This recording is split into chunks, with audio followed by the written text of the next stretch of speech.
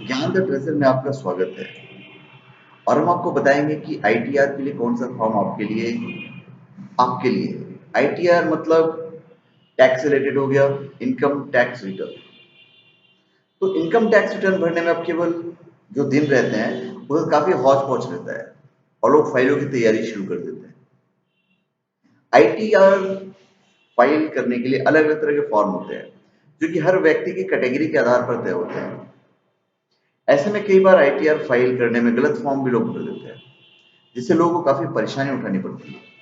ऐसे में आपके लिए जानना जरूरी है कि ये कौन सा फॉर्म आपके लिए है, किस फाइल पर करना होगा आईटीआर। अगर आपकी इनकम टैक्सेबल है तो आपको आईटीआर फाइल करना चाहिए।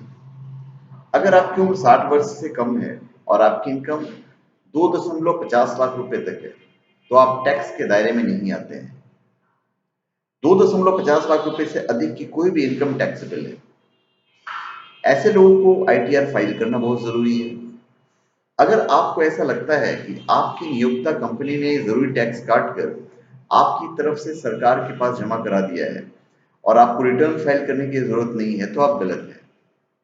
इसके बावजूद आपको आईटीआर फाइल करना चाहिए। अभी आईटीआर 1 जो सहज होता है, यह आईटीआर फॉर्म उन लोग के लिए है जो लोग सैलरी लेते हैं, पेंशन लेते हैं।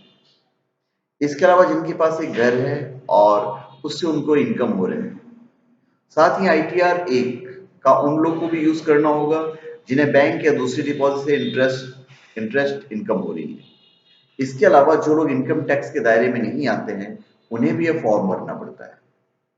फिर आईटीआर 2, अगर किसी इंडिविजुअल या हिंदू अविभाजित परिवार को salary, pension, multiple house property, दूसरे सोर्स से इनकम हुई है तो आईटीआर 2 उसके लिए है। दूसरे सोर्स में घुड़दौड़ और लॉटरी से जीती हुई राशि शामिल होती है। इसके अलावा अगर एग्रीकल्चरल इनकम 5,000 से ज्यादा है तो भी उसे आईटीआर 2 फॉर्म फाइल करना होगा। साथ ही आपके पास विदेश में फॉरेन स्टेटस है और अपने भारत में कैपिटल गेन है तो भी आईटीआर 2 फॉर्म आपको फाइल करना होगा। फिर है आईटीआर 2A। आईटीआर 2A के लिए आईटीआर 2 फॉर्म जैसी शर्तें हैं। इसमें केवल यह अंतर है कि अगर किसी इंडिविजुअल या हिंदू अविभाजित परिवार को कैपिटल गेन टैक्स से और विदेश में मौजूद एसेट से भी इनकम हुई है तो वह आईटीआर 2A नहीं भर सकता है। फिर है आईटीआर 3। अगर कोई इंडिविजुअल या हिंदू अविभाजित परिवार किसी कंपनी में पार्टनर या लिमिटेड लाइबिलिटी पार्टनरशिप रखता है तो आईटीआर 3 फॉर्म उसके लिए। इसके अलावा salary, pension, multiple house property, earn sources और कैपिटल गेन से इनकम वाले के लिए भी ये फॉर्म वैलिड है। अगर भारत के बाहरी आपकी फॉरेन एसेट्स हैं तो आप ये फॉर्म यूज कर सकते हैं। फिर आईटीआर 4, यह फॉर्म प्रोपराइटर के रूप में या प्रोफेशन से इनकम करने वाले इंडिविजुअल या हिंदू अविभाजित परिवार के लिए। फिर आईटीआर 4S या सुगम, यह रिटर्न फॉर्म प्रिंजिटिव इनकम वाले इंडिविजुअल, हिंदू अविभाजित परिवार या छोटे कारोबारी भर सकते हैं। इसके साथ सैलरी, पेंशन, एक हाउसिंग प्रॉपर्टी, दूसरे सोर्सेज से इनकम, एग्जेंटेड इनकम और सीए, डॉक्टर, वकील, छोटे कारोबारी जैसे प्रिजेंटिव आय वाले के लिए रिटर्न फॉर्म है। फिर है आईटीआर 5। यह फॉर्म एलएलपीएस या एओपीएस जो व्यक्तियों का संघ होता है और बीओआईएस बॉडी ऑफ इंडिविजुअल के लिए है। फिर है आईटीआर 6। यह फॉर्म वैसे कंपनियों के लिए है जो इनकम टैक्स के सेक्शन 11 की तरह तहत छूट लेते हैं। इसमें धर्मार्थ और धार्मिक उद्देश्यों के लिए छूट मिलती है। फिर है आईटीआर 7। इंडिविजुअल और वैसी कंपनी जिनको रिटर्न सेक्शन 139(4)B या सेक्शन 139(4)C या सेक्शन 139(4)D या सेक्शन 139(4)K के तहत दाखिल करना होता है।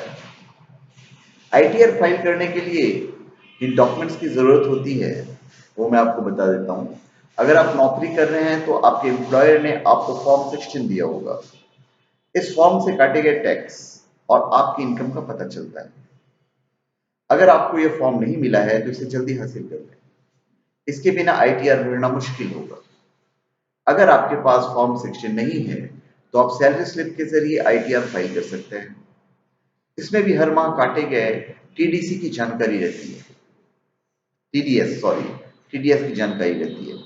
सैलरी के अलावा आपको दूसरे सोर्स से आई हुई है और इस पर टीडीएस काटा गया है तो आप टीडीएस सर्टिफिकेट जरूर हासिल करें। इसके अलावा आपके पास पैन नंबर और आधार कार्ड जरूर होने चाहिए। फिर आईटीआर फाइल करते समय कुछ गलतियों से आपको बचना चाहिए। आईटीआर फाइल करने में सबसे अहम बात है कि आप अपने लिए सही फॉर्म चुनें। इसके बाद आमतौर पर लोग पैन नंबर, एड्रेस और बैंक अकाउंट की डिटेल देने में गलतियां करते हैं। इन डिटेल्स को भरते समय अलर्ट रहें। इसके अलावा जरूरी है कि रिटर्न भरते समय हर तरह की इनकम रिपोर्ट करें और रिटर्न को वेरीफाई करना नहीं भूलें। तो धन्यवाद। आप हमारे चैनल पे सब्सक्राइब करें और अपने कमेंट दीजिए। धन्यवाद।